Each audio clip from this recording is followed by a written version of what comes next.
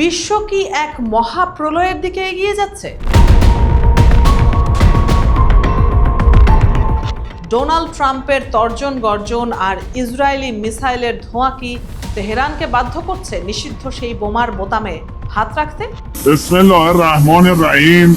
این کار قشنگ و بچه‌های سپاه دارن।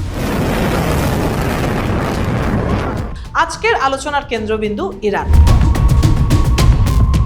যে ইরান একসময় পারমাণবিক চুক্তির টেবিলে বসেছিল, আজ তারা কেন পারমাণবিক অস্ত্রকেই নিজেদের শেষ রক্ষা কবচ হিসেবে ভাবছে?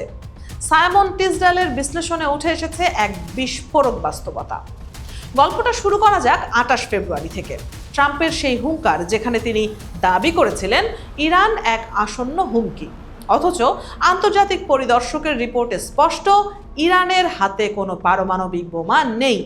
বাস্তবতা হলো, ডোনাল্ড ট্রাম্পের দ্বিতীয় মেয়াদের একের পর এক উস্কানি, প্রস্তর যুগে পাঠিয়ে দেওয়ার সেই চরম হুমকি কি হিতে বিপরীত হতে চলেছে? 3 key nuclear facilities in the Iranian regime: Fordow, Natanz, and Esfahan. The United States military began operations in Iran. Operation Epic Fury.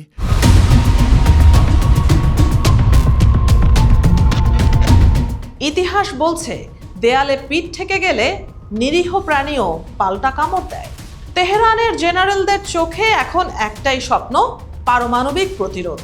তারা বিশ্বাস করেন পরমাণু বোমা হাতে থাকলে অন্তত ট্রাম্প বা নেতানিয়াহু দ্বিতীয়বার কোনো হামলা করার সাহস পাবে না। প্রশ্ন উঠেছে কূটনৈতিক বিশ্বাসযোগ্যতা নিয়ে। যখন আলোচনার মাঝপথে কোনো সতর্কতা ছাড়াই হামলা চালানো হয়, তখন শান্তি চুক্তি শব্দটা স্রেফ প্রহসন নয় কি? ইরানের কাছে ওয়াশিংটন এখন এক চরম বিশ্বাসঘাতকের নাম। দর্শক, ট্রাম্প ও নেতানিয়াহু ভাবছেন ধ্বংসযজ্ঞ চালালেই ইরানিরা নতি স্বীকার করবে। কিন্তু মিনাব স্কুলের গণহত্যা আর কূটনৈতিক প্রতারণার ক্ষত কি এত সহজে মুছে যাওয়ার? রক্তের দাগ কি শান্তির জল দিয়ে ধোয়া সম্ভব?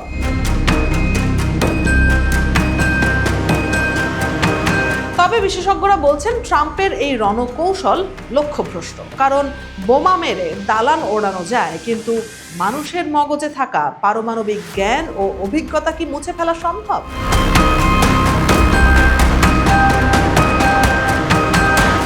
কখনোই নয়। ইরানকে যে নিজের দেশের সবকিছু তৈরি করতে হবে এমন কোনো কথা নেই। পারমাণবিক প্রযুক্তির কালো বাজার এখন অনেক বেশি উন্মুক্ত, আর সেই বাজারের প্রধান বিক্রেতা হতে পারেন কিম জং উন। উত্তর কোরিয়ার সেই রহস্যময় নেতার কথা ভাবুন, যিনি গোপনে ইউক্রেন যুদ্ধে পুতিনকে সাহায্য করেন। তিনি কি গোপনে তেহরানকে পারমাণবিক নকশা পাঠাতে পারেন না? উত্তরটা সম্ভবত হ্যাঁ। ইতিহাসের পাতা উল্টালে দেখা যায় ইউক্রেনের ট্র্যাজেডি।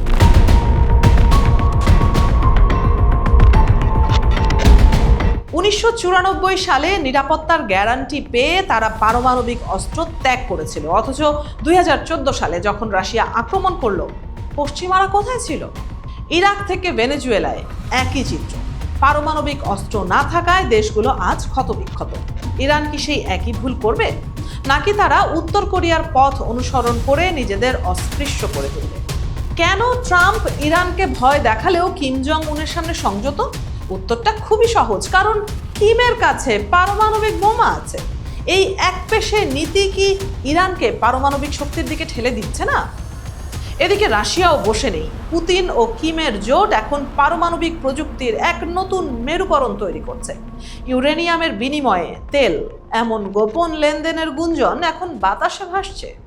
দর্শক, সবচেয়ে বড় ধাক্কাটি এসেছে যখন ইরানের সর্বোচ্চ নেতা আয়াতুল্লাহ আলী খামেনিকে লক্ষ্যবস্তু করা হয়েছে।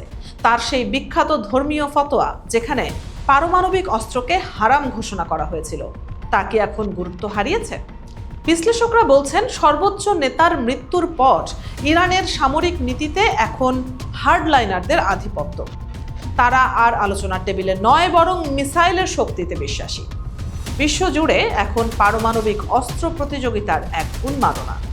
ট্রাম্পের সমরবাদ রাশিয়া, উত্তর কোরিয়া, এমনকি যুক্তরাজ্যকেও বাধ্য করছে তাদের অস্ত্রাগার আধুনিকায়ন করতে।